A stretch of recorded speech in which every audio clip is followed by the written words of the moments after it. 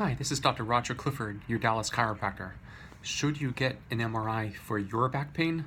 Obviously, I can't specifically comment on your condition here, and that is between you and your healthcare provider. This is not meant as part of medical advice. We've been conditioned to believe, though, that when it comes to back pain, that in most instances, MRIs are needed and it will help you get your back fixed.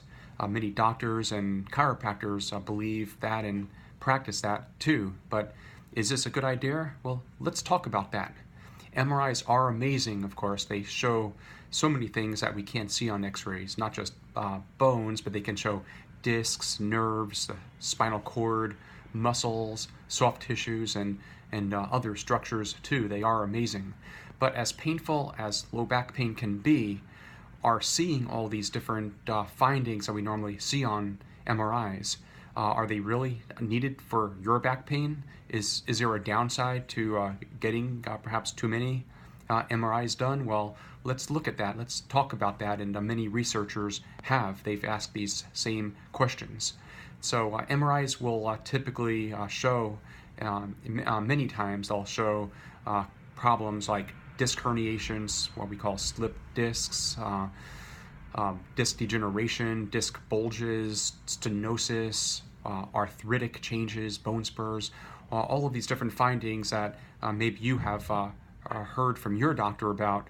Are those kinds of findings, are they what's causing your back pain? And are finding out about them, is it really helping you recover, or is it perhaps leading to some confusion? Well, like what I said, many researchers have looked at just these questions. For instance, one recent study looked at 3,200 people, and those who had MRIs early in their treatment plan actually did worse. And I'm talking about comparing people with the same problems. They did worse in terms of their outcomes. They had more surgeries. There were a lot more costs. So clearly this is definitely a problem that should be addressed.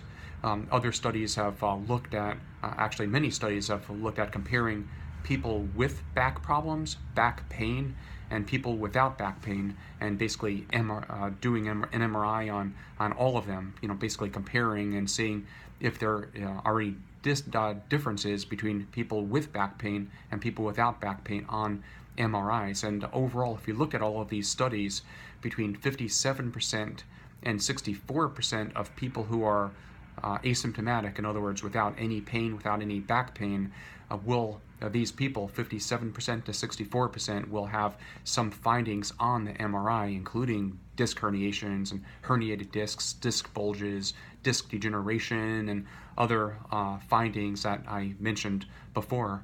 In other words, for many people, and actually in most people, the findings that we see on the MRI are not really what's causing the person's pain. Basically, are we looking at here, are these findings that we typically see on the MRI, are they really causing the pain, or are they incidental? So are they there, basically because we really need to know to get your back pain fixed, or are they just basically incidental findings? And so these studies have actually pointed to that actually in most instances the findings on the MRIs are not really what's causing the pain. So, and of course that can cause quite a bit of confusion. So what really is causing a person's pain? Well, that really is beyond the scope of this little video, but basically most back pain is caused by functional sorts of issues rather than structural. Another name for functional when we look at back pain are mechanical back pain. So because these problems people typically get are caused by functional or mechanical issues and not the structural things we typically see on MRIs, the MRI findings are not really so urgent to find out about. Of course, there's exceptions, and I do order MRIs when necessary, and responsible doctors do order MRIs whenever they are necessary. But in most instances, though, especially early on in a treatment process, they are not needed, and the findings are misleading and can even cause more unnecessary and risky procedures. So this is all very important to get sorted out, and I hope that this helps reduce some confusion. And as I mentioned at the very start, I am Dr. Roger Clifford, your Dallas chiropractor.